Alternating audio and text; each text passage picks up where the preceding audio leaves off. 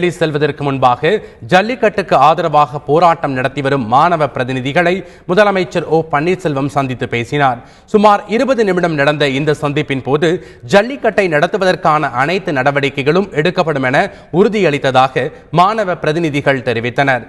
சந்திப்பின் போது மாணவ பிரதிநிதிகளுடன் தமிழ்நாடு விவசாயிகள் சங்க தலைவர் PR பாண்டியனும் உடன் இருந்தார்.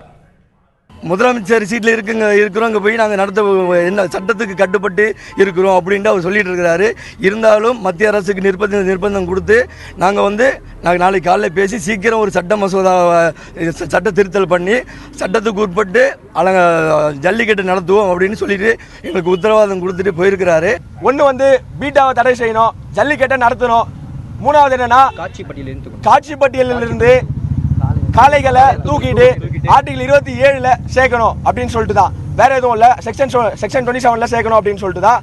பிளஸ் ஐயா சொன்னாங்க, கண்டிப்பாக என்னால் முடிஞ்ச அளவுக்கு நான் போராடுவேன், நரேந்திர மோடி சார் கிட்ட நான் பேசுவேன் அப்படின்னு சொல்லிட்டு சார் சொல்லியிருந்தாங்க. அதுக்கெல்லாம் நாங்கள் வரவேற்பு தான் தரோம், வேற எதுவும் இல்லை. தமிழக மாணவர்கள் இளைஞர்கள் முழுமையாக அந்த போராட்டத்தை பங்கெடுத்திருக்கிறார்கள். முதலமைச்சர் உங்களுடைய போராட்டம் தான் நாளைய தினம் பிரதமரை சந்திப்பதற்கான ஒரு நிர்பந்தத்தை உருவாக்கி இருக்கிறது.